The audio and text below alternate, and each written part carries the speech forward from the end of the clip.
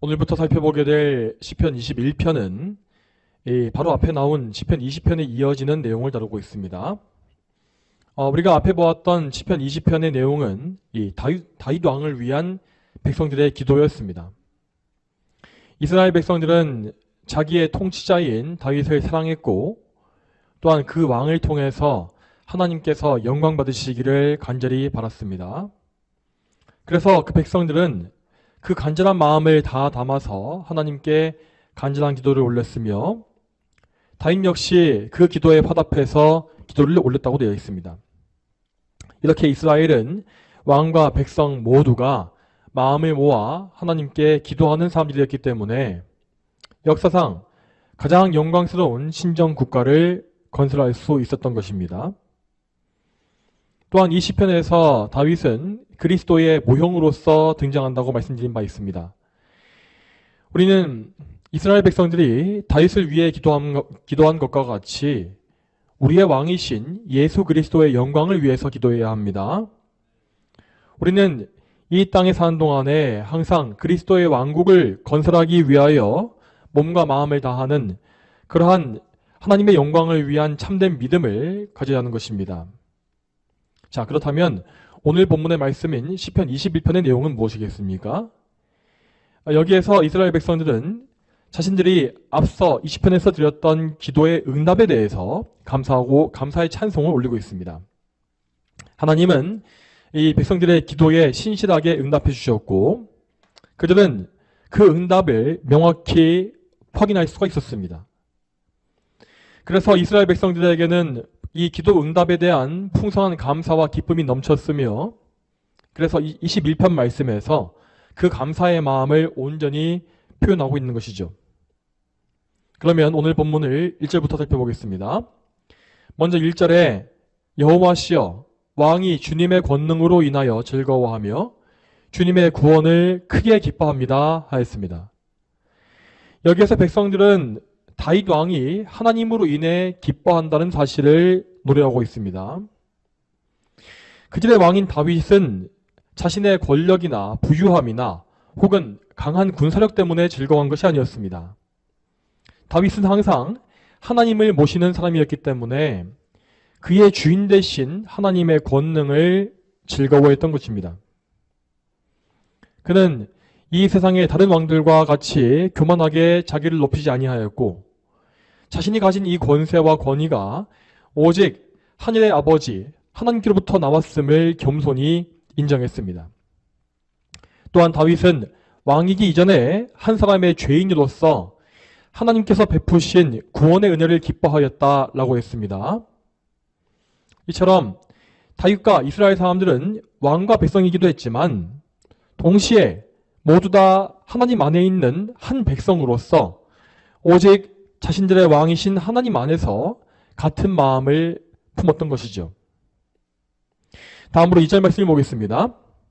2절 말씀에 주께서 그에게 그 마음의 소원을 주셨으며 그 입술의 요구를 거절하지 않으셨습니다. 셀라 하였습니다. 다시금 이스라엘 백성들은 그들의 왕인 다윗이 하나님과 친밀한 관계 속에 있다는 이 사실로 인해서 기뻐하고 있습니다. 그들은 2절 말씀에서 이 자신들의 왕이 하나님께 기도하는 사람이라는 사실을 매우 자랑스러워하고 있는 것입니다. 하나님은 그분의 일꾼인 다윗에게 그 마음속에 참된 소원을 부어주셨고 다윗은 하나님으로부터 받은 그 참된 소원을 하나님께 그대로 아뢰므로 말미암아 응답을 받았습니다. 여러분, 이와 같이 이 참된 성도들은 자기의 생각이나 자기의 정욕을 위해서 마음의 소원을 품는 것이 아닙니다.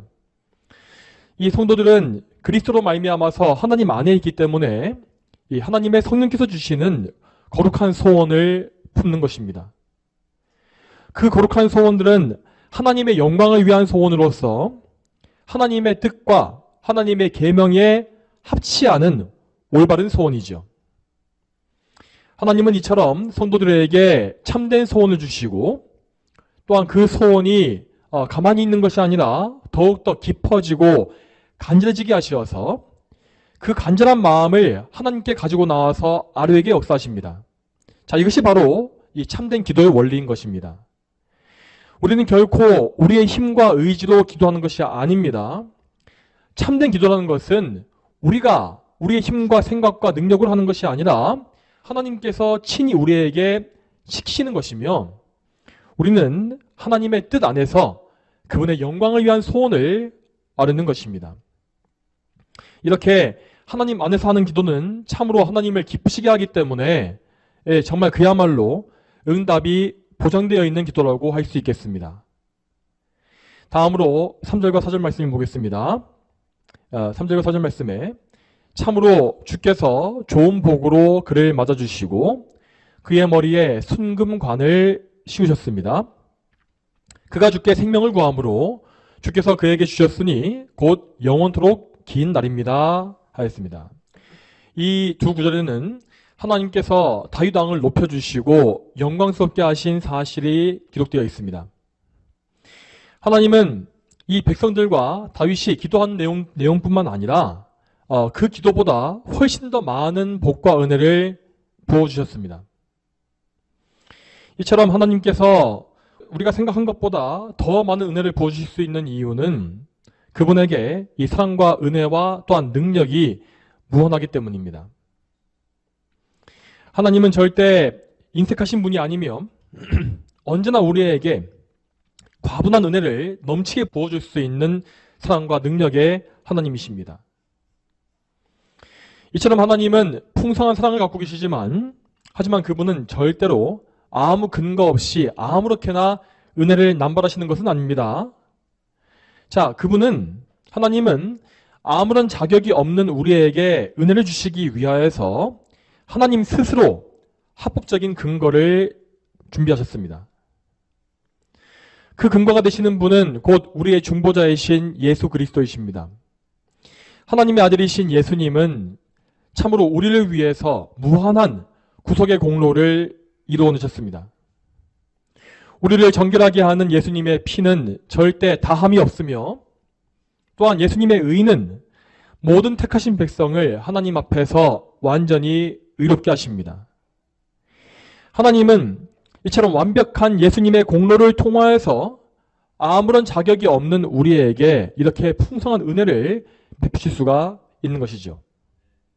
자, 그리고 여러분, 다윗 왕은 이 구약시대에 살았던 사람이지만 그 역시 예수 그리스도의 공로로 말미암아 하나님께 은총을 얻은 것입니다. 이 3절 말씀에 나와 있는 좋은 복과 순금관, 이러한 것들은 모두 다윗을 존귀하게 하신 하나님의 은총이 무엇인지를 보여줍니다. 또한 하나님은 이 땅에서만 다윗에게 은총을 주신 것이 아니라 이 땅이 끝난 이후에 내세에서의 영원한 복 역시 약속하십니다. 그가 하나님께 생명을 구했을 때 하나님은 그에게 영원한 생명을 주셨다라고 되어 있습니다. 여러분, 이것이 바로 우리가 예수님 안에서 얻는 영생의 복입니다. 우리는 영원하신 예수님과 연합되어짐으로 말미암아 그분 안에 있는 영원한 생명을 얻습니다. 우리의 머리가 되신 예수님은 영원하신 하나님이시므로 그 영원하신 분께 접붙여진 우리는 영원히 죽지 아니하고 그분과 함께 항상 거할 수가 있는 것이죠. 이제 다음으로 본문의 마지막인 5절과 6절 말씀을 보겠습니다. 주님의 구원으로 인해 그의 영광이 크니 주께서 존귀와 영화를 그에게 입히셨습니다. 참으로 주께서 그를 영원히 복되게 하시고 주님 앞에서 그가 기쁘고 즐겁게 하셨습니다. 아멘. 이 말씀은 다윗이 하나님께 받은 영광의 절정을 보여주고 있습니다. 다윗은 참으로 모든 원수들 가운데에서 큰 존귀함과 높임을 받았으며 또한 큰 기쁨과 즐거움을 얻은 것입니다. 그렇지만 이 말씀에서 우리는 이 다윗이 예표하고 있는 그리스도의 영광을 볼 수 있어야 합니다. 자, 왜냐하면 여기에 이 말씀에 나와 있는 영광과 존귀는 절대로 이 유한한 사람에게 돌려질 수 있는 것이 아니기 때문입니다. 잘 보십시오, 여러분. 이 큰 존귀와 영화, 영원한 복락, 이러한 개념들은 이 모두 인간이 아니라 우리의 왕이신 예수 그리스도께 속해 있는 것입니다. 여러분, 이 본문의 말씀과 같이 이 성부 하나님은 당신의 아들이신 성자 예수님께 존귀와 영화를 입히셨으며 영원히 그리스도를 복되게 하셨습니다. 우리는 이 말의 의미를 바르게 이해해야 합니다. 자, 여러분, 원래 이 성자 하나님은 영원한 존귀함을 소유하지 않으셨습니까? 무한히 영광스러우신 하나님께 어떤 영광과 존귀를 더한다는 것은 할 수 없는 일입니다. 그러므로 예수 그리스도께서 아버지께로부터 입으신 영광, 이것은 그분의 신성이 아니라 그분의 인성에 입혀진 것임을 우리는 알아야 합니다. 여러분, 그런데 예수님이 취하신 그 인성이라는 것은 우리 인간과 똑같은, 우리와 전혀 다를 것이 없는 연약한 인성입니다. 그분은 죄가 없으신 것 외에는 우리와 똑같은 몸과 영혼을 취하고 계셨습니다. 이렇게 연약한 인성에, 우리가 똑같은 이러한 인성에 하나님만이 가질 수 있는 영원한 영광이 입혀진 것을 한번 상상해 보시기 바랍니다. 자, 우리 예수님 이전에는 그 어떤 존귀한 사람도 그러한 영광을 소유하지 못했습니다. 아브라함이나 모세, 다윗, 엘리야 등등 이렇게 가장 위대한 하나님의 사람들도 우리 예수님과 같은 영광을 취하지는 못한 것이죠. 그러나 우리 예수님은 하늘에 오르심으로 하나님 아버지께로부터 직접 가장 큰 영광을 받으셨고 하나님의 보좌 우편에서 온 만물을 다스리는 주권자의 자리에 앉으셨습니다.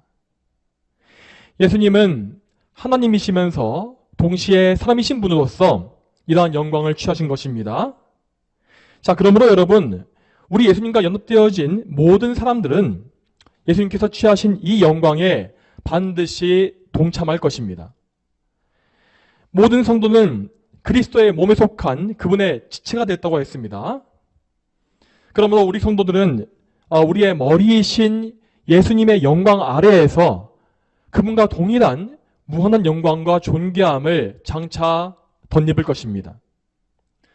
이 영광은 우리가 이 세상에서의 모든 수고와 영적인 전투를 다 마치고 하늘에 올라간 후에 승리한 이후에 얻는 것입니다.